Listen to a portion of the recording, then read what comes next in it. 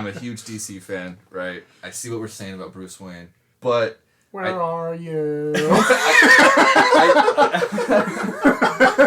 And I'm the Dark Knight. I think because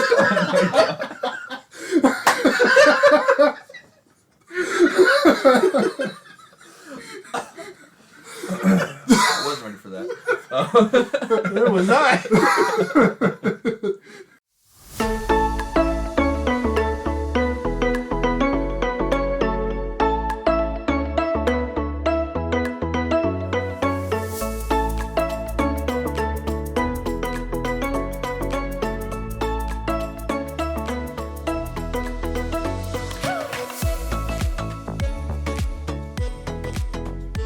Hello and welcome to episode 13 of the Nerd Switch podcast. My name is Dylan, and joining me today once again is my good friend and fellow nerd, Jeremiah. Hello everybody, it's good to be here with my good friend and fellow nerd, Dylan. Wait a minute, we just did this in the last episode. Back again because we won't let him leave, unpaid intern Kyle. Nice to be here. Hopefully I'll go home eventually. It is the holidays, and my family's wondering where I am, but hey. It's legal. We're not doing anything wrong.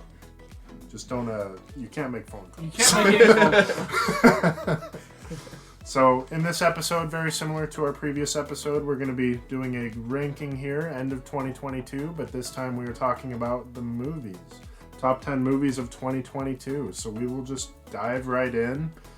One thing to preface here before we start, with movies being as big of a thing as it is, there's a lot of movies I'm sure all of us have not seen this year. So, you know, if there's a movie that you're clamoring to be on the list, if I haven't seen it, it won't be on my list. But again, yeah, I have like quite a bit of wanted to watch for this year, and I just did not have time to go watch them, so... Yeah, so just take that for what it is. You know, I'm sure there's a lot of really good movies I missed, but we're just going to talk about the ones we've seen. So with that, let's go ahead and flip the switch and dive into our top 10 movies of 2022.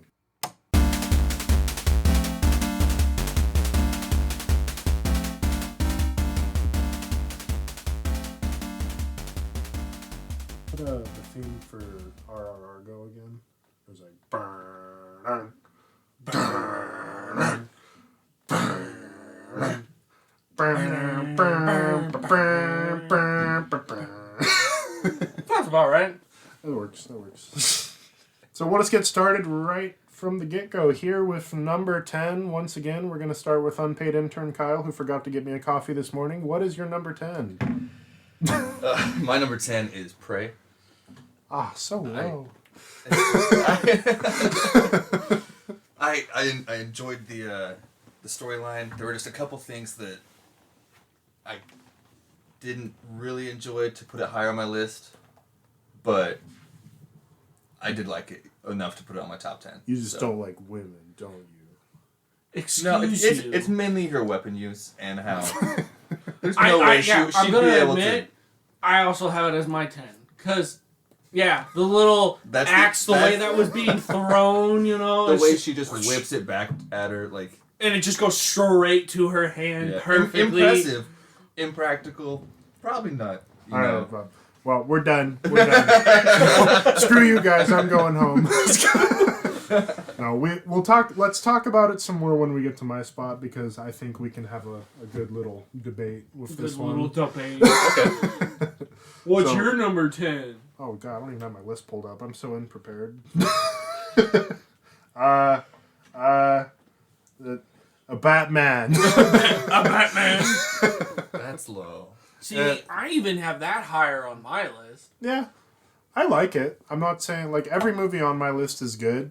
It's just with the meat of how much I love the movies above it, it just ended up in my number 10. And sometimes it just do be like that. Also, DC kind of sucks. I don't know if you guys know what's going on with their, like, DC EU right now. Yeah, no, but they're ruining it. Yeah. They are ruining it. Which is why I do appreciate these side projects they do. Like, the Batman's really good. The Joker is, like, probably my favorite DC movie of all time. And so it's solid. I'm not saying it's bad. I like Batman. I liked the way they did it, because, again, it's not like your typical, this is his origin story of him becoming Batman. No, this is him becoming a hero for Gotham. And I liked that they did that way. Was he a little bit too edgy? Well, okay, no. There are two characters here. There are Batman, and then there's Bruce Wayne. Was Bruce Wayne's character good? No. I feel like Bruce Wayne just listens to a lot of Green Day. but he's still learning the Batman. He's aspect like technically because he comes back from all his world travel to learning everything, being a part of the group that I can't think of right now. I don't remember. The Shadow League, is that what it is? League of Shadows. I knew I'd get there eventually. Idiot. No, I'm just kidding. But League of Shadows, so he's coming back from all of that. Yeah. And he's coming back to Gotham, coming back to his world, to his money, to his wealth, to his everything. Mm-hmm. He's gonna look a little off, which I kind of understand that. Does he still look okay? No, but I understand the look towards it. No, it was fine. It's kind of a meme how like edgelord Robert Pattinson was in this movie. That's very true. But I do like it. Like the Riddler was a good inclusion as a villain, and everything they did with him was cool. Penguin, really good. I think that's probably my favorite performance as they Penguin. did a really good job for some of it. And the introduction to the Joker at the end. Mm-hmm. Mm. Yeah. You didn't know that, did you? Did I miss a scene? No, it's the very end where they had put the Riddler in prison and they were talking to one of the other prisoners, and that was the Joker. Who was he played by? I don't actually... Was it not someone that's already done it? No, I don't think it was. Oh, okay. It actually wasn't it. I don't know his name. I know he's in the Eternals. Really? He's the Eternal who can kind of take over your mind. Oh, yeah. No. Yeah. Really? No. Wow. That is a bummer. All right, well, the Batman sucks now. Just kidding. But yeah, let's go. He doesn't get a FaceTime, okay? It's just his hand. I mean, I won't say anything until we see the performance. It's not fair to judge something before you see what they can do. Yeah. So, we'll see. Maybe it'll be good. It'll definitely be better than Suicide Squad. Let's go with that. Yeah, Jared Leto Joker. Yeah. We don't blame you, Jared Leto. We blame who told you to do what you did. I blame Jared Leto. I think in hindsight, it was a good idea. I do love how wacky Jared Leto is. Like, other roles he's had have been really good. Like, his role in Blade Runner 2049, I loved him being that crazy corporate dude. But Morbius? Morbius. Yeah, so good, right? It's Morbin time. It's Morbin time. Yeah, so, yeah. Let's go ahead and jump on to number 9 here. Number 9. What you got, Kyle? I do want to preface this one. I apologize. I have not seen this movie, but I know it's a great movie. I know I'm going to enjoy it. But Everything Everywhere All at Once. I've heard so many people say it's amazing. I've read a lot of reviews, but I just haven't seen it myself. You see, Kyle doesn't know this yet. It's really his number one. He doesn't know it's it number yet. 1. It is really He was good. going to watch it last night, and he said he was going to, but then he did not. I watched my actual number 1 last night. Okay. Fair enough. We'll get there. But what about you, Jeremiah? What do you have for number 9? My number 9 is Death on the Nile. I really like those movies, like Christina Agatha. Good old murder mysteries. Good murder mysteries. It's a continuation to Murder on the Orient Express, which was another fantastic movie. Murder on the Nile, I really enjoyed. I love a good murder mystery for some movies. That's very casual, and it's just got a good detective on the case, Yeah. And I really enjoyed it. I've never been big on murder mysteries, but I did like Knives Out. Was probably the first one I've liked in a while. So I'm sure I would like. That was another really good one too. Yeah, like I haven't seen Orient Express or Death on the Nile, but maybe I'd like them. You might like them. They're pretty, I love good murder mysteries. They look like decent movies. I just haven't seen them myself either. And my number 9 is The Black Phone. That surprises me. I have it a little higher. Same thing as the Batman here, just because of how good everything is above it. That's why it's here. True, you do have a lot of really good movies on this list, except for your number 3, but we'll get to that. Okay. Yeah, it is really solid. We'll talk about it more. Like, did you see that one, Kyle? The Black Phone? Yeah. Yes, I saw it. Okay. I enjoyed it a lot. I probably should have put it on my list. Oh. But I didn't. Okay. So Didn't see that one. You know, we'll talk kinda about forgot it. about it. Yeah. Like, I've done We'll talk about it a bit more then when we get to it on Jeremiah's list, because I know he has it higher up. it. But Only yeah. a couple. Only a couple. So let's jump to number 8. Unpaid intern Kyle. number 8, I have Nope. I just enjoyed the entire movie. I didn't get to go see Nope. I really wanted to see it. Was it more of a serious tone or was it more humorous? It had both aspects, I think. I think it teeters more on the serious side. Yeah. It does have some like meta humor though. Yeah, it's got some comedic relief. Because the one thing is like the first few trailers always felt so intense and serious, and then the most recent trailer before it came out, it felt very humorous to me. Yeah. And I could not tell what this movie was going to be, if it was going to be serious or humorous. I mean, it's unique. I'll just Is say it? that. Because like again, when we talked about our last like movies of all times, I had Us rated really high because that was like one of my all-time favorites. Get Out was really good. Yeah. And those are very serious and just like kind of like good fearing concepts. Yeah, it is serious. I wouldn't say it's like as dark as his other movies, but Okay. Definitely not. It does play with some irony and meta humor, and there are serious moments. I think of all the Peele movies we've gotten, it has my favorite opening. Really? Because it just instantly like gets you intrigued and you want to know more. My thing with Nope, I wanted to like it more than I did. And it's not on my list because I feel like Jordan Peele got a little overly pretentious with this one, to the sense where it just doesn't make sense at some points. Like, it is really vague compared to his other movies. I do like a lot from it, and it does deal a lot with the idea of like spectacle, and you really have to kind of dig to see what he's going after with his point on this movie, because all of his movies has had like a real world thing going on. But yeah, it's good. I do like that it's kind of like pays homage to Jaws in a unique way. Yes. Yes. That part is cool. But yeah, it's yeah. That was your number 8. What about you, Jeremiah? Unbearable Weight of Massive Talent was my number 8. Super fun movie. I love Nick Cage. Super random movie. I wasn't expecting to like it at all. All I knew it was Nick Cage playing Nick Cage. Yeah. And that's all I cared about. It was fun. I was expecting to like it more than I did. Like, it is fun, and I adore Nicolas Cage. I know he's his whole own fan base, and everyone knows what kind of actor he is. Pedro Pascal, also a highlight in the movie. It is a fun movie. For me, it's harder for me to put comedies up higher up unless they really have like a strong impact on me. Kind of like when we talked about Jojo Rabbit. Mm-hmm. But No, Jojo Rabbit. That's a fantastic movie. But yeah, I really enjoyed. I thought it was a fun little movie. I wouldn't say it's like my favorite Nicolas Cage movie, Very true. He's done some other really good movies out there. but I also can't think of my favorite Nicolas Cage movie right now. Off the top of my head, I can think of Ghost Rider. And Ghost Riders. I enjoyed Ghost Rider, you know. Did you see the one he did not too long ago where it was like Five Nights at Freddy's, but he was... Yeah.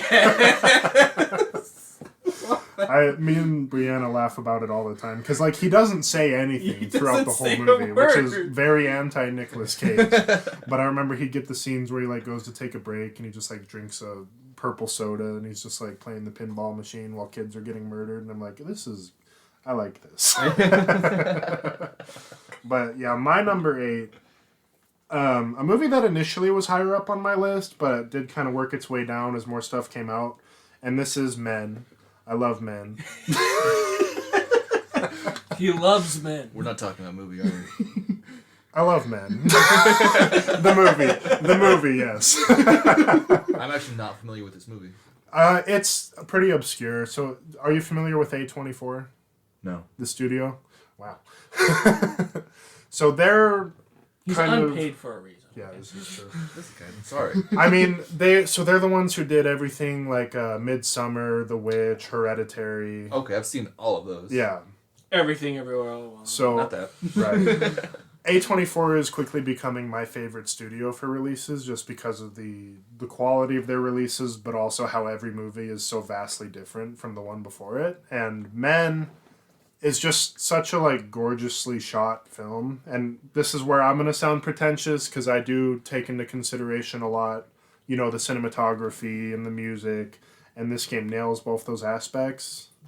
It was directed by Alex Garland, who you might know from like Ex Machina or Annihilation. Yeah. And he's known for having some pretty like out there endings to his movies. And this movie, hands down, one of the most like visually disturbing and weird endings I've ever seen. Which Brianna hated it. Yeah. We got done and she was just kind of grossed out. But I was like, Brianna hates men. Yeah, it's really good. It plays a lot with the idea of kind of toxic masculinity and how it's unique because this girl goes on a vacation to a town where every man in this town is literally played by the same actor, who does a great job, by the way. But yeah, she just went through an abusive relationship and I don't know if his fiance or boyfriend, he literally like killed himself because she wanted to leave him. And the movie just goes in a downward spiral from there, and you see a lot of fun stuff they do with the idea of kind of all men being the same. Okay. Very unique movie. Definitely recommend it if you have the stomach for the last 20 minutes. What about your number 7, Mr. Kyle? With my number 7, I have Black Adam. You liked it? I enjoyed it. I'm a huge DC fan. They definitely could have done better. And it's kind of upsetting, like you said, with DC. So, like, out of all the, like, so we got, like, Man of Steel, excluding any, like, crossover. So you got Man of Steel, Aquaman, Wonder Woman. Strictly the DCEU. Yeah, so not like strictly the side them. projects. Where did you rank Black Adam? Well, hands down, Man of Steel is well above everything else. Just to be clear about that one. That's where I'm at, because like I'm kind of a hater on the DCEU, and literally the only movie I've liked was Man of Steel. Everything else was disappointing to me in one way or another. Like, I did not like Wonder Woman because it spent too much time being boring, in my opinion. They don't listen to what the fans want, and that's my problem with DC. You can see they're making very blatant attempts to try and keep up with the MCU. I almost said MCEU, but the MCU. Yeah. Which even the MCU I have problems with now. We had a whole episode dedicated to just... I'm already seeing like so many other topics about it. Listen, I listened to the podcast. I agreed with about everything. So. But yeah, Black Adam, what about it kind of sets it apart for you compared to maybe some other DCU movies? Like, do you rank it high above a lot of the other ones we've seen? Or I think a lot of the lesser known characters that they brought in, like Dr. Fate, who's one of my all-time favorites. The fact that I get to see him, That's pretty cool, actually. I forgot that who's like all gonna be in this one. Yeah, wasn't the Atom? Is that the his Atom name? is supposed Smasher. to be? Yeah, Atom Smasher's in there. Yeah, it's I just don't like The Rock. Like, I'll just say it. That's fair. I think he played Black Adam pretty well. He's got some good roles, and he's got a good person. Like, I personally wise him, I like him as a person. Like, I'm not saying he's a bad actor, just he's one of those actors that falls under the umbrella of kind of being the same in every role he's cast in for me. That's fair. He's just a big, giant macho man who's gonna fight you, basically. But, he's not gonna be in another movie, so don't worry about that. Yeah, I don't know what they're doing. Like, I'll admit, I didn't see Black Adam, so I don't know where it would be for me. Just it's hard for me to want to see it because I've been let down by pretty much every DCU movie. See, that's why I just want my subscription back for HBO, and I can just watch it at home for Same. I've been disappointed with a lot of DC movies, but I'm just a huge fan that I have to see for myself. Out of curiosity, did you like the Snyder cut of Justice League? I did. Okay. I did. I thought it was much better than the original version. I think it's still below Man of Steel for me, but I did actually like that one more than the original. Definitely. I think Man of Steel is upper echelon. Maybe one day we can have a DC episode like we had for Marvel. I'd have to watch a lot Yeah, because me I'm too. so behind. I haven't seen a lot of them. Okay. Yeah, you guys will have to be my unpaid intern. Crack the whip, unpaid intern Kyle. I'm sorry, Dylan. What about your number 7, Jeremiah? This is where I have the Black Phone. Okay. Again, like there are a lot of movies that I just really enjoyed. It actually might even be lower had I watched some of the other movies I wanted to. Yeah. But no, I really did enjoy The Black Phone. I thought that was such a great take for a good horror movie because, again, it's more of a realistic horror. I wouldn't even classify it as horror. I think it's much more of a thriller. Yeah. Yeah. Well, again, the horror aspect is it is like child kidnapping. Yeah. And that is like a terrifying thing. Right, like right. people do have fear for being kidnapped. And that is where like a traumatic kind of horror aspect is. I did love, and I mean like really love, the scenes in the basement when he kind of had contact with the previous kids that were taken. Those were really good. Yeah. Yeah. How each of the victims kind of helped him out in their own way. Yeah. Yeah. I like that quite a bit. Yeah, they Yeah. did such a good job for the story. Yeah. The aspect of the whole movie was really good. Yeah, I honestly felt like I was like at times just on the edge of my seat for like what's Right. gonna It was happen very next. suspenseful at times. Yeah, I don't really have complaints with the movie. It's just everything I've seen this year. Like this year has had a lot for me that's just been fantastic. But I know we finally have like an actual long list for this year. I feel like I didn't even get a good fraction of what I could have put on here because I just couldn't find everything or see it all. Right. But yeah, I agree. It's very good. It does some good stuff. Like even the relationship between the brother and sister, I feel like that's one of the best like sibling relationships we've seen Good depicted sibling recently. I mean, even like the fact like how their home life was, their father like oh man, that some of those scenes are so like brutal. brutal scenes. You know, like, it's very serious. Yeah. But they did so good. It sets the tone though for their relationship. How the brother and sister have to stick together. Right. Yeah. Really good stuff. Definitely recommend it if you haven't seen it. So your number 7. My number 7 is Bullet Train. This is I think, let me fact check myself here. I guess if you don't count Everything Everywhere All at Once is kind of a comedy, but I'll say this is the only like true comedy on my list. Very true comedies. Yeah. Well, I mean, if you don't count RRR. Oh, shit. Okay, there's a few comedies on my list. There's a few comedies on your list. But yeah, Bullet Train, I know it's on your list as well. Yeah, mine is a little higher as well. Okay. So we'll circle back to it. Was it on your list? I did leave it off just Okay. because of I didn't think the story was incredibly well written. I did enjoy it. I thought it was very entertaining. Interesting. That is But interesting. We will come back to elaborate this, on sir. that. Okay. You might get fired. But, anyways, so, what about your number 6? With my number 6, I have Black Panther: Wakanda Forever. Okay. Now we really need to discuss this. Yeah. Bullet Train over. I thought What did you like about Black Panther: Wakanda Forever? I thought at the beginning the tribute that they had for Chadwick Boseman kind of sets the tone for, your hero's lost. What are we gonna do now? Yeah. Right? Very true. Yeah, we also had a whole episode on this one. I don't know if you listened to that one yet. Did you? Okay. I have not. No. I overall like the movie. Me and Jeremiah had like very different complaints with it, but for me, it just felt kind of messy in some parts, and I found Namor to be an interesting villain, but not a very well set up one, in my opinion. I thought his motivations were kind of out there. I agree. Yeah, I agree. it's solid. It's not on my list, but I it give it is. like a 5. I wouldn't go that low. For me, it's like lowest would be a 6, but probably closer to a 7. But I mean, I give Okay. like my ratings are pretty harsh because then again, I give like Doctor Strange maybe a 3 to 4. I'm giving think that's Thor: Love and pretty high. Thunder like a 2. yeah, Compared to the other those- MCU movies. The other MCUs, they are very highly rated. Like old MCU, highly rated movies. Yeah. Like Our Winter Soldier, highly rated, like 9 to 10. Yeah. I think every movie from the MCU, you have to give it like its own ranking system. Yeah. It could be recency bias just because, like you said, Doctor Strange has been... True.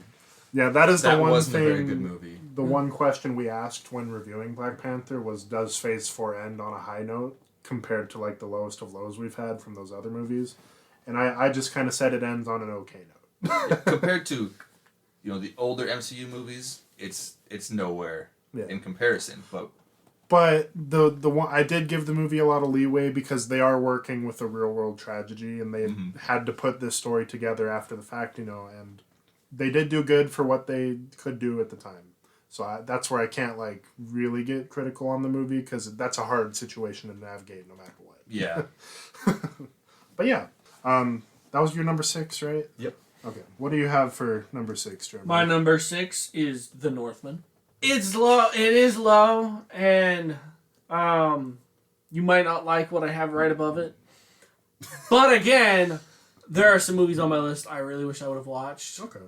But The Northman is at this place because yes, it was a good movie. I really enjoyed it. It's very brutal. It's what you would expect, unless you're some weirdo old person who's like, "Oh, I want to go see The Northman." So let's circle back on it. Was it up on yours? Yeah, I can argue with Jeremiah in a minute. It's a little higher. Well, yes, it definitely again. My list has a lot of other stuff up there that. It's fair. There were good movies. There are some really good movies up on this list, and it is hard for me to put it there, especially comparing it to like these other 2 movies I have there. Okay. But we can circle back to it because I do think this is another one that has a good pretense for discussion because I agree that depending on what you expect from this movie, you're either going to love it or hate it. yes, But we'll talk about that kind of once we move up the list a hair. I forgot where we are, number 6. number 6. Our movies are all in different places. I know our movies are so over the place. So my number 6 is Barbarian. Which even mine's higher than that. So we'll circle around and talk about this one later. Did too. you see Barbarian there? I did not see Barbarian. Okay. Oh, we can't spoil it. I know. All we will say, it is a really good If it's that good, please have a discussion and I'll watch it. it is a great take on a new style of horror, the way that it was thrown at you, your trailers for it, you are not given any info on what it's actually about. Yeah. Okay. Your trailers for it are gonna say this is like a casual it's a what was it, hostel kind of thing where these people rented a place to stay because they're coming to this town. They're in the worst location possible for this place to be at. Yeah, but it's a nice little house. And it's double booked. You have the man that was there first, and this woman, it starts her off just coming to the place. Mm-hmm. And he's gone. And she's knocking on the door, and someone comes to the door, surprised that someone else booked it at the same time. Mm-hmm. And now it's just this awkward tension between this guy and girl, and if all alone that don't know each other. If you watch the trailer, it very much makes it seem like something's not right with the guy there. That's the most I've seen. Yeah, is the trailer itself. All I will say from that point is just the movie. It does stuff. it does stuff for sure. Okay. Yeah, definitely watch it. It's really good. For me, this is one of the most refreshing horror movies we've gotten in a while. Exactly. That's why I really enjoyed it. Yeah, movies often give you too much in the trailer. It's rare that you get a movie that doesn't give you a lot, which is why I appreciate a movie higher up on our list with Everything Everywhere All at Once. But really good. It is gross at parts as well. I'll say that. But gross story for sure. Yeah, really good. Definitely give it a watch. So our number 5. What you got, Kyle? I went with The Adam Project. Really? Yeah. I thought that was just a fun movie. So this one I haven't seen. Is that the Ryan Reynolds? That's the Ryan Reynolds from the future comes back to his past kid self and they're I just thought it was a very fun movie. It's very different from the rest of the list, obviously. I know we have like the worst like special effects going on Hey. on our screen. Those are good. Well, I mean worst as in grotesque, Oh, yeah. like just the very explicit, like exploding people and blah blah blah. Special effects on our TV right now, and we were very distracted by that for a second. His head exploded. Dude just blew up, his whole body blew up. That was nasty. All right, sorry. But it's just Aaron it's what you Project. expect a Ryan Reynolds movie See, to be. I really enjoyed it. I loved it. I did thoroughly enjoy it. But Very I much. actually did not put this on my list. This was one of my honorable mentions. Okay. It is a good movie. It was fun. I loved memes for it where it was Ryan Reynolds is the future son for the movie 13 Going on 30. Okay. Because it is, I forget their names, but who plays the Hulk right now? Bro. I was gonna say Bruce Banner. What's his name? Mark Ruffalo. Mark Ruffalo. And it's really funny because it's those characters from the movie 13 Going on 30, and they put Ryan Reynolds as their future kid, and it's just really funny. See, Ryan Reynolds is another actor who kind of falls under that umbrella for me, but I typically enjoy his performances more. Yeah, I mean they're all relatively close to being the Yeah. same. But they're But- fun. Yeah. Not Yeah. that The Rock isn't fun. I just No, I understand what you mean. I get it. I keep forgetting. So now we're on 5, and my number 5 is The Batman. See, again, I liked it a lot more than I thought I would. I honestly did not expect to like it. I went by myself when I saw it, got my luxury seat, and I really enjoyed it. I thought they did such a good take for this Batman character. I prefer a more serious Batman. The original like 3 Batman Begins and Dark Knight movies, those are a good Batman. However, I really enjoy just a darker take for Batman, that he is the brooding shade, like shadow in the background, but's gonna kick your butt if he like comes out, you know. And I feel like this was a good intro to a kind of Batman like that. Bruce Wayne needed work. Bruce Wayne needs lots of work. No, that just makes me think of SpongeBob with the old man, and he's like, he's gonna kick my butt. I'm trying to keep it PG. It's good. I'm not saying it's a bad movie with it. And again, my list would have changed had I watched a couple other movies. Batman might have been lower or not or part of my honorable mention. Yeah. I have some movies I needed to see. Okay. Well, my number 5, the first foreign movie on my list, is Netflix's recent adaptation of All Quiet on the Western Front. Okay. Yeah, this is it's based on the novel from a while back about it's from the German perspective, which I thought was cool. You're like the new German recruits who are hyped up in school to go join the war effort. They're all gung-ho ready to do it, and then as soon as they get to those lines, they realize it's like it's hell. Yeah. And this movie does a really good job telling that story and rolling with it, and there are some scenes in the movie that are like nightmarish for them. You very quickly realize and see through the characters that kind of shift in what they're experiencing and what they expected, and really good. And you can watch it in English, but it was what I really love is that it was filmed in German, like German actors filmed in German. I love it when movies go the extra length to kind of give you that element of realism, you know. Yeah. Really good. No, I watched the trailer. See, that is one of the movies that I was going to try to watch. Got too tired last night. Couldn't watch it. And that was like... It looks really good. I want to watch it. I just haven't seen it yet. Yeah. Yeah. It would have been on my list. Like, that kind of would have been my 5 had I had watched that. And I've heard, like, people complain. Like, I haven't personally read the book, but I heard it does kind of deviate a little bit from the book in some ways. But I think it's really good. So, yeah. Let's jump up to number 4, unpaid intern Kyle, who forgot to fold my laundry this morning. What do you got? You just forgot so much. I missed the memo, okay? But with number 4, I'm even a little upset that I have it this low on my list. But it's the Batman. I'm a huge DC fan, right? I see what we're saying about Bruce Wayne. But... Where are you? And I I'm the Dark Knight. I think because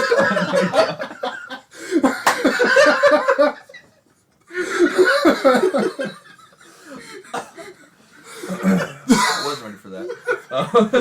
There was not. You've been holding that back this whole time, haven't you? I just came up with that out of nowhere. I don't even know. But I love the new Batman. Right, he's maybe been in it for a year or two. The police still don't trust him. He's only got Commissioner Gordon on his side. That is the one thing too that I noticed. A good detective, and that's like he uses like his like detective skills to solve these crimes.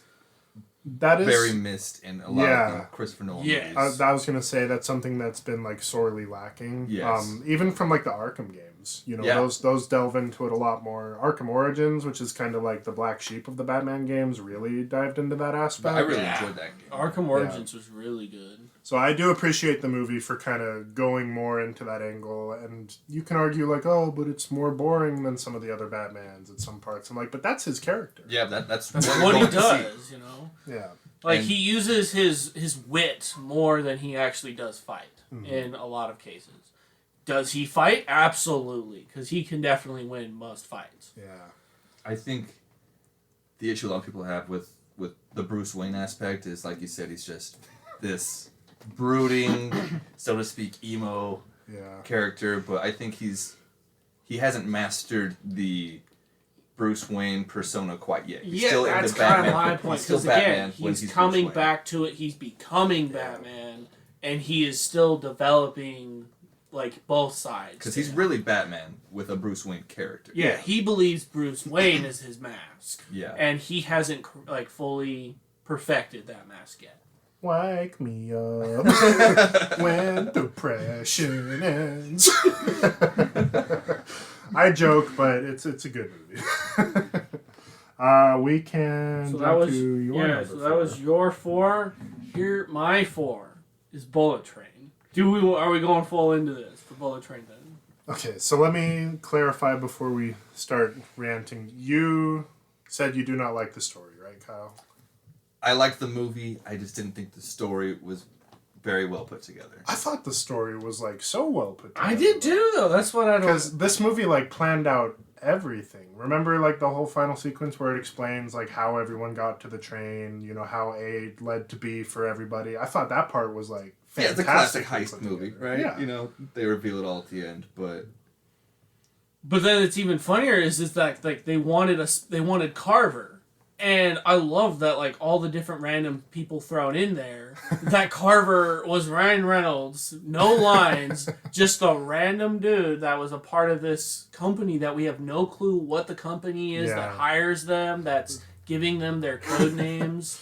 Yeah, the way that the movie set up its characters, everything from, like, the clever flashback sequences, just... Even the frickin' water bottle got a flashback The sequence. water bottle is a character. To explain how it got there. I just thought they tried too hard to be funny. Right? I thought it worked. And it was very funny, don't get me wrong, but it was like there was just no quit. That's definitely what it was. It was going 1 second after that. It felt more like a POV that we were experiencing everybody's all at once. Like, you'd go from one character's, you'd get their backstory, and you would continue with the story that we're getting. Yeah, I mean, to me, it felt like a fast-paced train ride. Yeah, and that's what was even funnier, too. It's a train ride. It's going really fast, and it's... Okay. Maybe, my opinion's wrong. Okay? All right? No, I really like it. Like, its characters are really good. I loved all the actors in there. Yeah. I loved the fact that we've got, like, all these older actors. What was it? Tangerine? Lemon and Tangerine. So Tangerine was even funnier. Kick-Ass. That is Kick-Ass's actor. Yep. And then you've got Joey King in there, which is really fun actor. But like you said, all the cameos that were made, like Ryan Reynolds, and then... I know was Channing Tatum in there as well? Yeah, Channing Tatum was in there. You just get all these, like, it felt like a very thrown together, for sure, but it was well thought out, is what we thought. We thought the story really all connected everything. No detail was left out. And then we even get to hear the girl on the phone. It was Sandra Bullock right at the end. Right. Yeah. And, you know, everything, like, connected. We don't really get, like, a full backstory for Brad Pitt's character, like, who he was. All we know is this is the job that he does. Yeah. Maybe I need to watch it again. Okay. I'm not going to say you're wrong, but... But I'm not right. You can think on it, you know. You can think on it. Just sleep on it. Yeah. The real question is, do you want to still be an unpaid intern, Or do you want to just clean the Nerd Switch bathroom? Nerd Switch bathroom after I use it. That was... That was number 4. For you, okay. So now we can go to your 4 and go to our tangent again. Right, so we're going to have a good discussion here. Okay. So my number 4, which also leads into your number 3, right, is the Northman. Yes. Which Jeremiah has put As my number 6. number 6, which isn't bad. I understand it, though. I understand it, because like you said, it's not for everybody. Yeah, so to preface what I said earlier, like, this doesn't really spoil anything on the movie, but, like, even myself, I went in expecting a much more action-packed movie with a lot of, like, brutal Viking stuff, because that's what the trailer gives you with that Berserker sequence. The movie, however, is definitely, like, a Shakespearean adaptation of, kind of like a toss-up, what was it called? Not The Lion King, but what The Lion King? Hamlet, right? Yeah. Hamlet. Yeah, it's like a Hamlet Shakespearean retelling done Viking style. Mm-hmm. And I've seen the movie 3 times now. And now knowing that expectation, I like it more every time I see it because I know what it is. But for those people like me who went in based on that Berserker sequence, I could see them being very disappointed with this movie. Yeah, I originally watched it with my family. Mm-hmm. And again, I watched the trailer. I thought it was going to be much more action-packed and a little different, so to speak. But, you know, towards the beginning where the father and the son are howling as wolves, my family was lost. Yeah. And I don't think I ever got them back into the movie. Yeah. And see, just to make a point, like, mine is lower on the list, but that does not mean, like, I agree. This was a great movie. I really enjoyed it. I loved a lot of the scenes. I loved the, Norse mythology being added into the movie. Yeah. I loved a lot of it. It's... And I didn't really have any problems with it. I just enjoyed a lot of other movies a little bit more because with this movie, it's just kind of a story being told. It has some weird scenes to it that you might not be as into. So, and that's kind of where I was. There's like, there are things that's like, I didn't really care for that part. And there were things I felt like I had to explain to my family as far as, like, Valkyries and going to Valhalla. And it kind of just ruined the experience for them, I think. Oh, I'm sure. Yeah. This is, like I said, it is absolutely not a movie for everyone. Yes.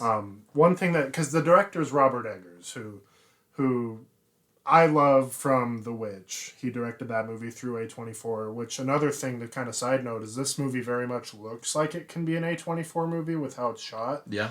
It wasn't done through A24, but I think that's another reason why I like it is just because a lot of those similarities.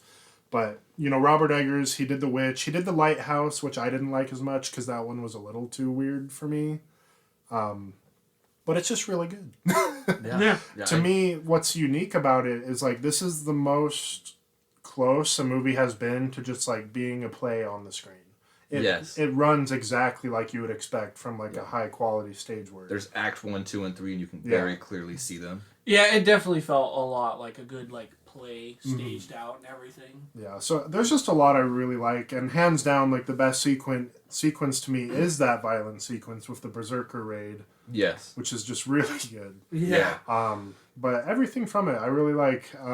And the movie, like, a lot of what Norse mythology is known for is, like, the idea of fate and how you can't escape it. And the movie runs with that, even to the degree where he goes to talk to, like, I forget what they called him, not like a seer or oracle in the whatever. cave. Yeah. Right. And he, like, lays it all out. He's like, you're going to go get this night sword. You're going to get vengeance on the fiery breath of a whatever. Yeah. And it all plays out to how fate demands, even to the point of him, like, leaving his new love interest at the end of the movie because he knows that if his enemy is left alive, you know, his future children won't be safe and all that good stuff. So I just really love what the movie did. They did a really good job for it, for sure. Yeah, and just again, not for everyone. Definitely not. And like if someone came up to me and said they hate this movie for whatever reason, as long as they can put a reason to it, I won't argue with them. I'll be like, I understand. You know. Yeah, yeah. I think most people aren't well versed in Norse mythology. Yeah. Even because I'm not saying I'm an expert by any means, but I understand the purpose of Valkyrie's Valhalla and things like that, and fate. But I think most people assume it's gonna be more like Thor, right? It's gonna be just action packed. Not a whole lot of backstory or in depth as far as, like you said, fate goes. Right. And the music does play a big part for me too. That's one thing A24 always does really well, and this movie kind of borrows from that ideology with how it sets up its music. It does pull. I don't know if you guys ever listen to like the traditional Norse music through like Wardruna or Danheim or whatever. I have not. No, I've never heard of those. The music in this movie is very similar, just traditional, like the dum dum dum dum, you know, really good. I liked it a lot. I felt like the whole movie was way more traditional.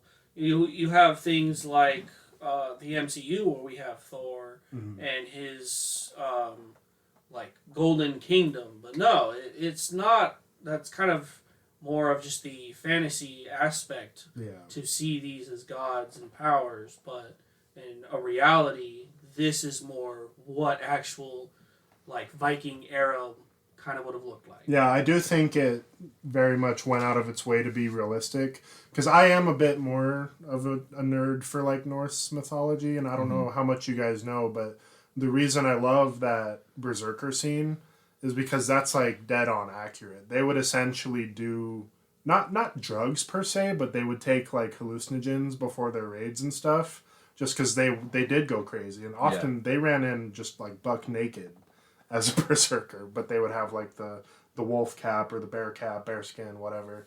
And yeah, the movie definitely plays it close to like how things actually went as far as like what we know. But and again, I think that's the thing that most people didn't realize is how authentic it would be. True. Yeah.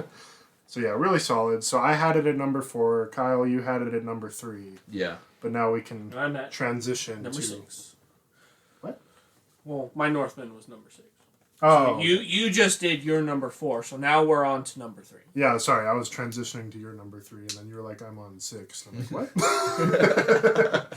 So, what is your number 3, Jeremiah? My number 3, then, as now we can go a little more into that, is Barbarian.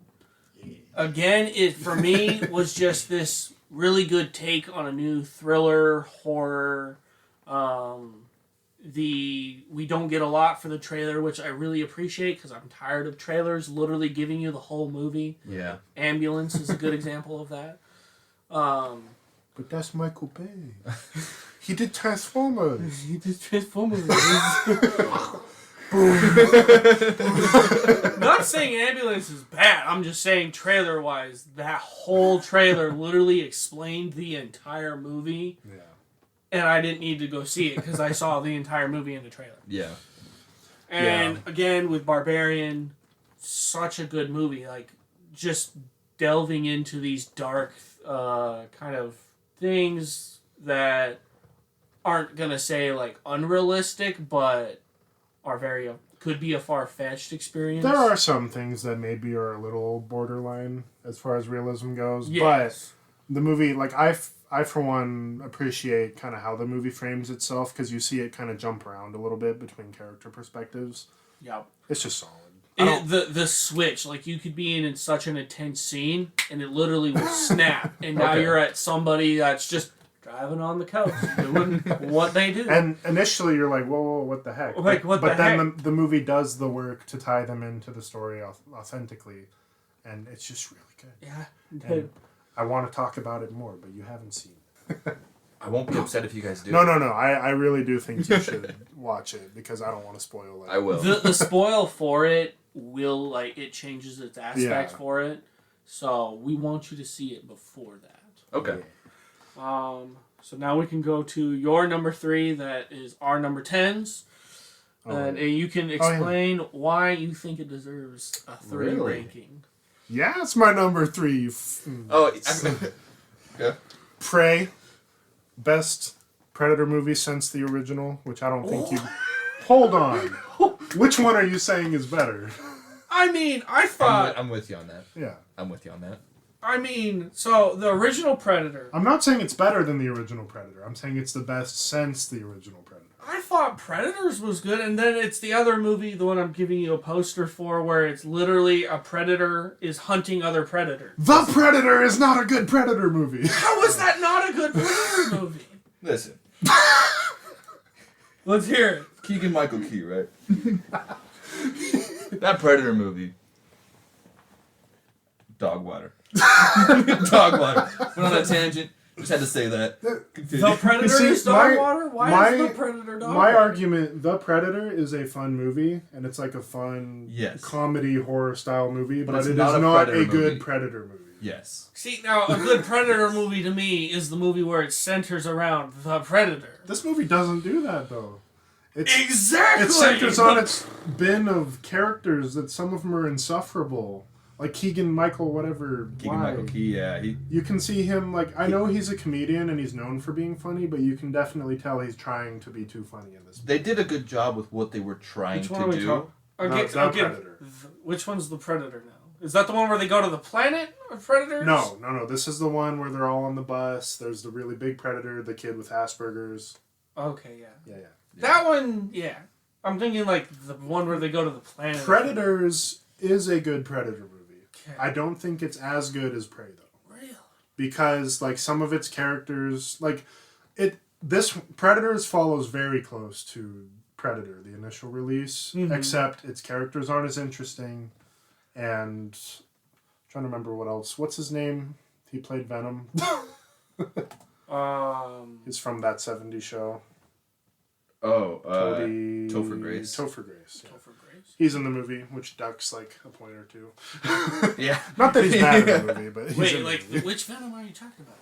He was in Spider-Man 3. That Venom. You Not said Tom Hardy. Venom, so I'm thinking movie Venom. You know? No. But yeah, like, I like Predators, and Predators for me would be that third movie right below Prey. The reason I like Prey as much as I do is because... Which he's got a whole story written up here, so we know he wanted to defend this movie. I did, because you were spouting some stuff, and I was ready. But, like, it's just... It takes Predator back to its roots. Predator's been trying to get overly complicated. Like, The Predator is a really good example of them becoming a little too ambitious to the point where stuff doesn't really make sense. And Prey just takes it back to a simple time. You're getting a spin-off story taking place way before the first Predator, like 200 years. Mm-hmm. So this is before humanity's advanced. You know, this is the Native Americans going up against, like, a pre-high-tech Predator. Yeah. Which is still high-tech for them, of course. So high-tech, they have a retractable... hatchet, you know, just Just to be clear, that was my only issue with the movie just the itself. weapons. It's just the weapons. See, I didn't mind it. Like, if you think about it, because if you're throwing a tomahawk, like, you're still just throwing a tomahawk. The sting's just to pull it back. Maybe it was a little too flashy and, like... The pulling back motion is the only thing But again, though, these are natives. Yeah.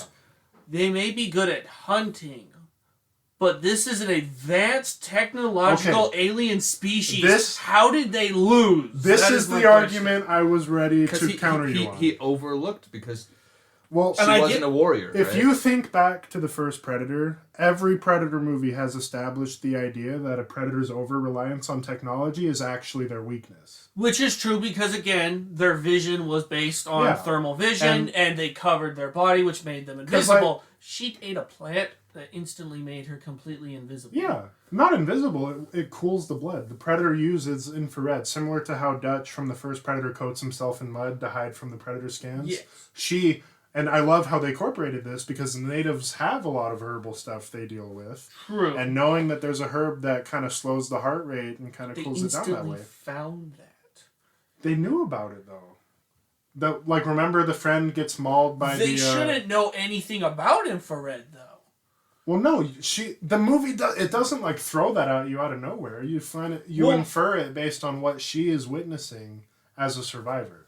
Like there's a scene. Remember, they're hiding in the grass, and he's like, "Don't worry, we're hidden." She sees the laser go to his head, and she's like, "Oh shit, he can see us." Yeah. It's inferred. But that shouldn't easily tell them, oh, he can see us in infrared, though. Of course they're not going to say infrared. There's one scene where she's like, it can sense our heat, because how else would it know? How else would it know that it how would she be able to tell that? They are native. They should not even recognize that, oh, they can see in heat. What? Just because they don't have the technology doesn't mean they can't understand simple concepts of hot and cold. How would you as a character explain something being able to see you when you're completely hidden? You have make at that mindset, I would not know. At that mindset, you would think they would call it sorcery. And remember, there's the scene where the guy who gets his leg cut off and he's like, "Help me, I'll give you my gun." She gives him the herb. She literally sees the predator not see him after she gave him the herb. Yeah, be quiet. But again, it's not that she's going to instantly know that she saw the predator not see him after she gave him the herb, though, and he was still alive. And it's only after he was like, that the predator was like, wait a minute. So, I mean, the movie explains everything that it sets up. Yes, but my still standing is that they're not going to know what it is. They can deduce this and be like, okay, this could be a possibility, but they're not going to know what it is that's keeping them safe. But what other option does she have? She just, think of it this way. Her point of view is that I ate this herbal medicine. She literally saw it work, though. Exactly. So that is my point, is that she knows that this medicine somehow blinds him to me. Exactly. That is okay. That's all the information you need. That is okay. I understand the concept of infrared. Yeah, but she should not. So that she just thinks... But it doesn't mean she does. Yeah. It just means she knows that... She knows that it can see them somehow abnormally. Yes. Let's call it voodoo predator witch magic, okay? Yeah. Spaceman can see me, now I can't. She give herb to man, predator no see man. She say, oh, herb good. Herb good. See, I'm fine with that logic. It's the same logic, though. We were just explaining that she could easily tell that, oh, he can't see me now because my heat is gone. She should not know that it's based on heat. But she just should think, oh, plant hides me. That's all. Now I should have had this on my list because I'm getting what he did about this. She doesn't understand. She doesn't know it's infrared. Yes, she does not know the textbook definition of infrared. That's not the word I'm looking for here. It should be known that it's heat. When was it that she saw that it was heat? She just knows that it's gonna. She knows the predator can see him. Yes, but it's not based off heat, correct? No. Okay. Well, I mean, you can assume because she knows what we can assume. She knows what the herb does, though. She knows. Like, because remember, there's even the scene where... all we know is that it heals them. Linda, you're not listening. Remember, way earlier, the scene where the friend gets mauled, he eats the herb, he's like, I'm so cold. He audibly says it makes him cold. So it's assumed she knows herb make cold.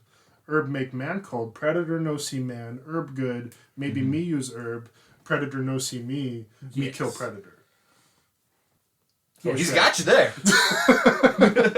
And to tie back to your... Because a lot of people also made the argument, she's a frail little woman. How does she physically beat this predator? She outsmarted him. If you look at Dutch in the original Predator, even though he's big, muscle man, lots of guns, does he kill a predator with firepower? No. He kills him by outsmarting it. Yeah, she does steal his technology. Yeah, she steals the mask so he can't see. Even, like, you can tell for the Predator at this time, their technology was not what it is not in the later advanced, movies. yes. Yeah. So he has, like, the guided system, whatever. I don't think he knows, like, she's pointing the laser at him. Yeah. So maybe he thinks it's in, like, free fire mode or whatever, but she's like, But, you know, and the movie, I think, does a really good job explaining, like, why everything happens the way it happens. And that's why I wanted to defend. That's fair. Plus, like, it's 200 years before the original film. Yes. So, like, technology does play a big part. And to also give I feel like they could have still downgraded her ability.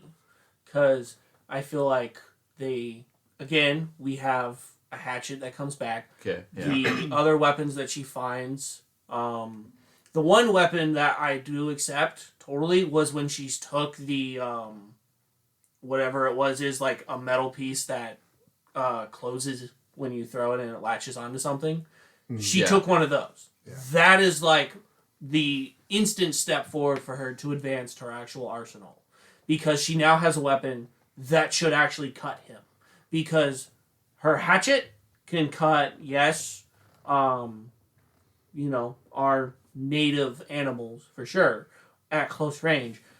That should not have cut a thing that literally manhandled a bear, has armor. Just because he has the strength doesn't mean he's he's still, and even the armor that this particular iteration of the Predator wears, which, side note, I love the visual design for this Predator. The skull mask is awesome. Yeah. But he's not wearing a lot of armor, and who's to say his skin isn't like as permeable as ours? A lot? Like, space-wise? Just because he's from space doesn't mean he's a god. It doesn't make him a his god. His skin no. can be just as fleshy as ours. But even look at, like, past movies, they don't always break. Like, they don't always just get penetrated through. I mean, but he also had advanced armor. Yeah, they had better armor, but the Predator doesn't wear a lot of armor when you consider, like, if you go and look at the various suits, there is a lot of skin still exposed. Less so in the latter movies. This one was, like, the most minimal Predator you've seen. Yeah. But, like, I could totally see it being cuttable. I mean, I don't know the anatomy of, like, Predator skin and how hard it is, but... Jeremiah does. Yeah, apparently. But I see where you're going.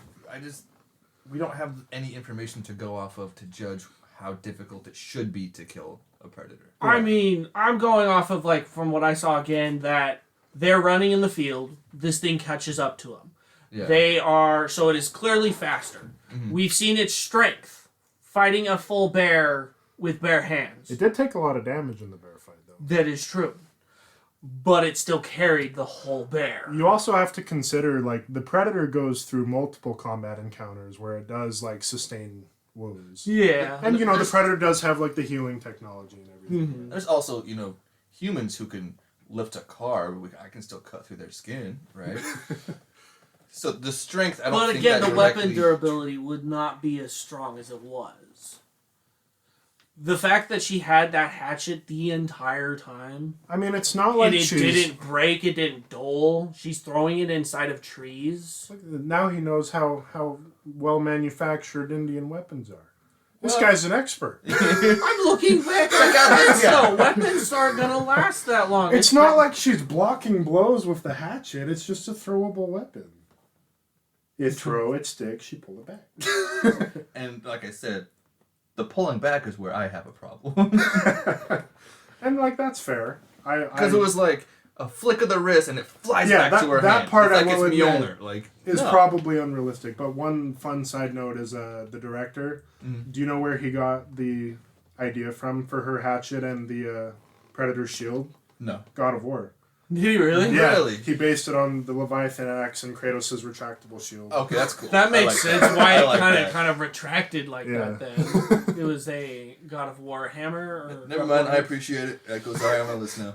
He's like, Prey best movie.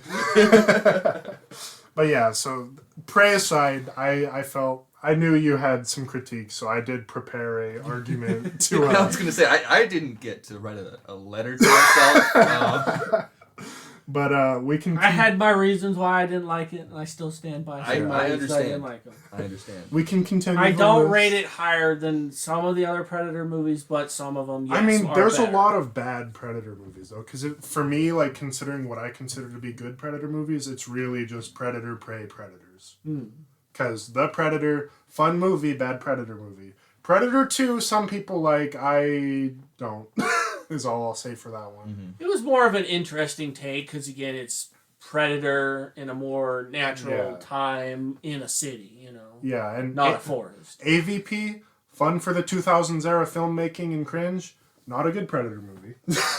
No, I definitely don't think it was more of a Predator movie. I felt like it was trying to mix just trying most of tie them. it in. But let's jump ahead here. Okay. I forgot. I think that was my number 3. That was your 3. That's Okay. why we started talking about it. So, Kyle, you're number 2. My number 2 is Top Gun Maverick. Okay. I have not seen this movie. I've heard great things though. I Okay. enjoyed it. I actually just kind of kept it towards an honorable mention. I enjoyed the movie. It was great. I had watched the first one beforehand, and I was like, okay, now I want to watch the second one. I got to see it. It blows the first one out of the water. Yeah, it is with the updated, with it being more up to date. Obviously, you know, the special effects, the graphics and everything, but also the fact that they are really flying these jets. Yep. They're really flying these planes. Like, they're actually experiencing G-force. Mm-hmm.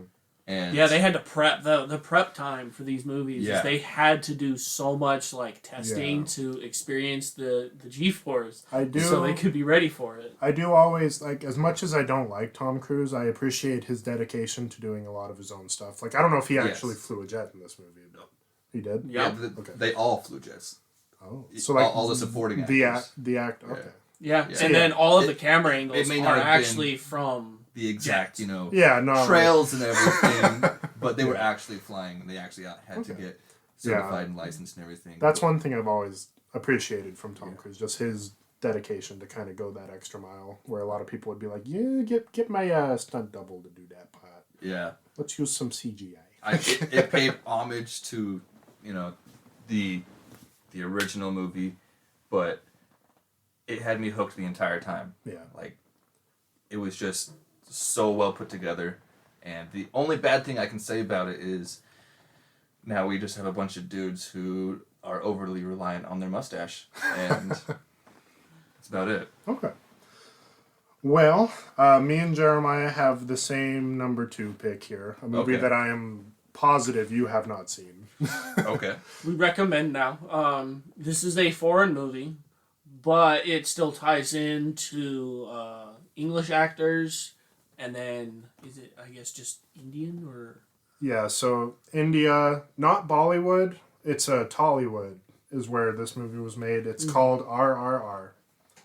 I know. That's what it's called? Yeah, RRR. RRR. Okay, yeah. Never heard of it.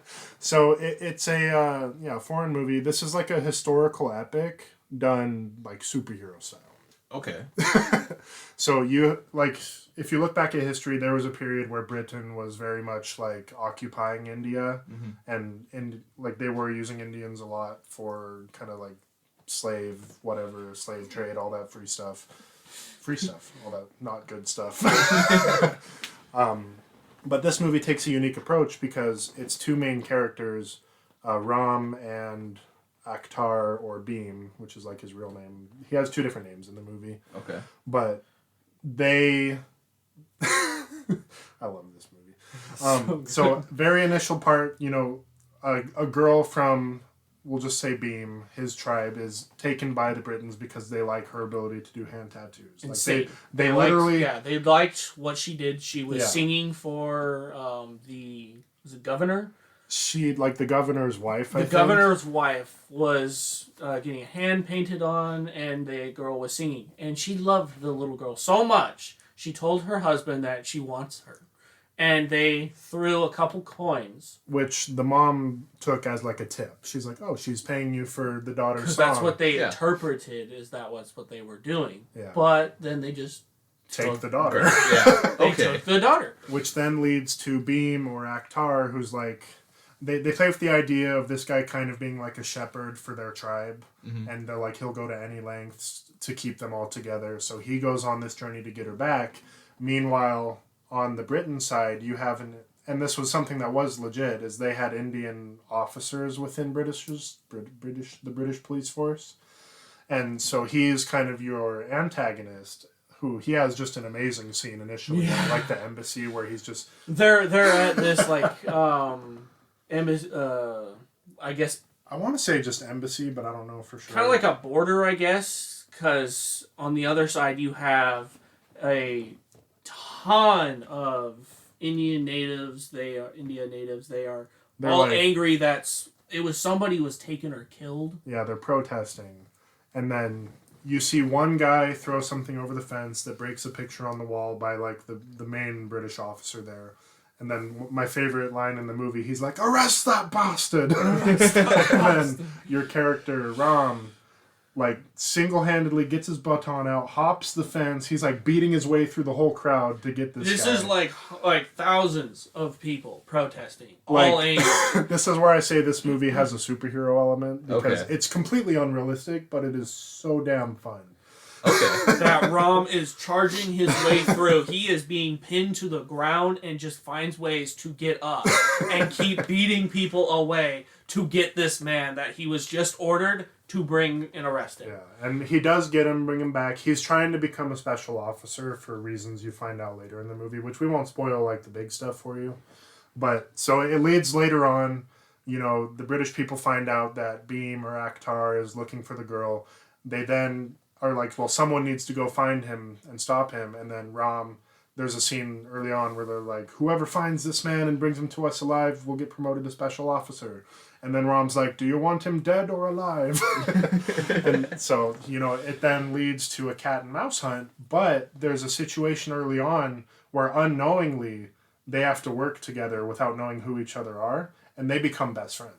Like bromance. Like bromance, there's a montage of like them being best friends. As there should be. Yeah, Okay. of course. Ram becomes like the best wingman ever Yeah. for Beam, you know, like And- it is a true friendship. Yeah, like that's where I'll stop diving into the story so much, just because it you really should watch it if you can. What's your number 2? I feel like I have to Yeah. give it a shot. It's on But- Netflix too. Yeah. Okay. Yeah. And there is an English dub for it. I don't recommend it though, because Watch it. I'm not a in the- huge dubbed fan. Yeah, and Yeah. what I love that this movie does, like, it is authentically filmed in Indian, but the British officers all speak English, Okay. which I love when movies have details like that. But it's just so good. Yeah, no, it's hilarious because you've got Ram, who is this British being a British soldier trying to move up. The detail that, like, once he got the guy that they wanted to arrest, he is not, like, clean. He is beaten up, black-eyed, but goes right back to being a stand-in soldier. Yeah. And everyone's like, that man scares me. And Beam, in his tribe, we first see him come in and he is hunting. They are hunting animals. And they track a wolf that he is running and trying to trap this wolf. And a tiger instead comes in, and now he is face-to-face fighting a tiger. Okay. Yeah, and Like- it is Tollywood. They don't have the budget we have, so like Yeah. where the CGI kind of is iffy on this movie is a lot with the animals, but the movie's like so overblown and has so much fun with itself and doesn't take itself serious, while it does also take itself seriously, that it just works. And I just have so much praise for it. Like, there's a really fantastic scene. Like, you would think the best scene in a kind of movie would be like the big action spectacle, but there's a literal dance-off in the movie that I will hands down say. This is almost a musical to a take, and I it hate is just musicals. wonderfully done. It's hands down my favorite scene from the whole year. Okay. Okay. From everything I've seen. But the last thing I want to preface on this movie. So the name RRR, it has two different meanings. So one is like the actual name, which I think was like Rise, Rage, Revolt. Yes. But the technical meaning, so in India, there's two really big actors who are the actors in this movie, and then the director. All of their last name actually ends with R. Okay. So think of it if back in the day we had a movie from Steven Spielberg that starred Arnold Schwarzenegger and Sylvester Stallone, and they called it SSS. Okay. Yeah. That's what this movie is for India. And it did really good. Like, it's a Okay. huge movie there now, even to the point where it's popular here, and that's why I really think more people should see it, because it's just... So it's we're good. all voting. Watch RRR. Okay. Okay. But yeah, so what's... What is your number 2? or number 1. What's your number 1? My number 1 is Avatar: The Way of the Water. Okay. I'm not gonna spoil anything or go in depth. So, at the time of recording, I haven't seen this. I'm actually going to see it this afternoon. Okay. So. Okay, but I thought for a movie that is over 3 hours long, I was intrigued and pulled in the entire time. Yeah. From what I understand, I don't know for sure, but I heard all 3 Avatar movies were filmed continuously at the same time. Really? That's so weird though, because 10 plus years later. Yeah. So is it like the most recent have all been filmed then? That's what I heard. Like the producers and the film crew and everything, they heard that, or they didn't hear anything about the movie itself, so they just thought it tanked and it bombed, but it just hadn't been released. Yeah. Because it's 10 plus years later. Yeah. But so you do see a slight bit of CGI that could have been better if it was done today, and they probably did touch it up, but that might just be me nitpicking things. Yeah. But the story, so well put together. I don't want to overhype it, but it's my number one. Yeah. Okay. Your number one prior to seeing. And you saw prior to seeing. You saw the original, right? So the first one. Oh yes. And how high did you rate that one at the time? At the time, I mean, it's its own thing, right? Right. Avatar was something completely different, and everybody loved it. It was a huge box office hit. Obviously, it was number one for how many years? Honestly, I think the hype behind that movie comes more from the technology side. Because, it's a good movie. Story-wise, I wouldn't say it's anything to, write home about, because it is kind of stuff we've already seen. Yeah. But visually, it was really impressive. And, that was the first time a movie was filmed for 3D. Not just having 3D added as an after effect, which was really impressive. So, But it added so many more aspects let's not forget here, too. This is Kyle's, what he feels is his number one. Right. Yes. From the movies that I have seen. Okay. Yeah, I am excited to see it, and maybe I'll revisit this list at some point if it will make its way onto it, which I'm sure it probably maybe will possibly, but we'll see. Okay. Our number one is also shared here, and it is a movie we have an entire episode dedicated to, so we won't go as in-depth on this one as we did with RRR, but Everything Everywhere All at Once. I think, to me, the best movie that A24 has released, and this is coming from a guy who is a diehard fan of Hereditary. It's just fantastic. It's another movie where you can watch a trailer and have no idea what it's about. Okay. Yeah, I've gathered that much. Yeah. It's all over the place. It's a movie that can be extremely funny, but also serious and extremely emotional at times. Tons of emotional pull-ins. You've also got humor, comedy.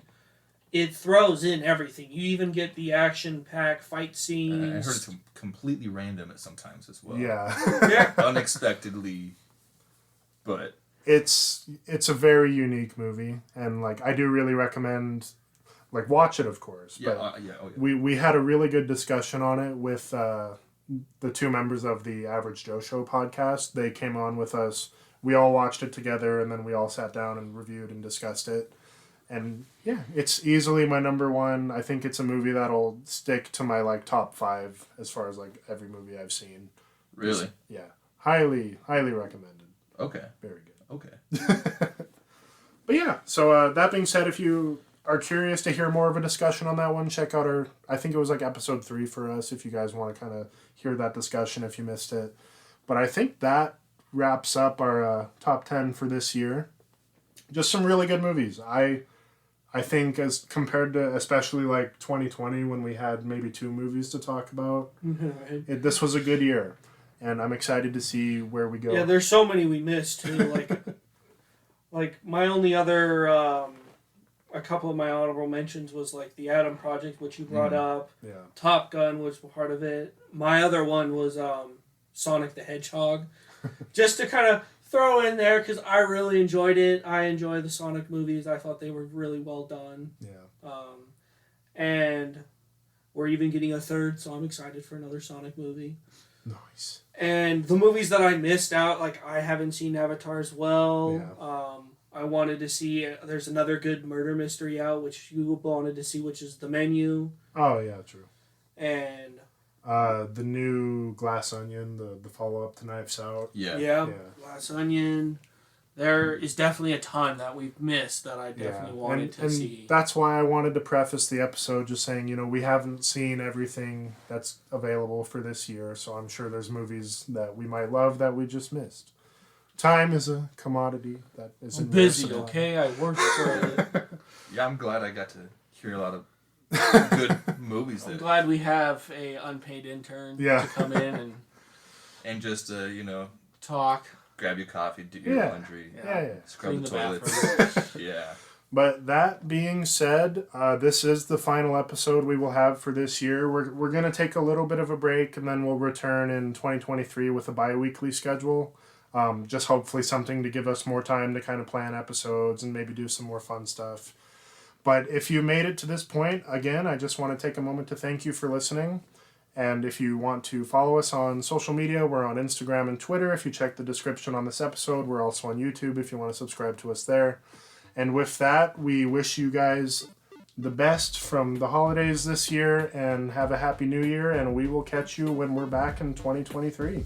Bye-bye. Well, bye-bye.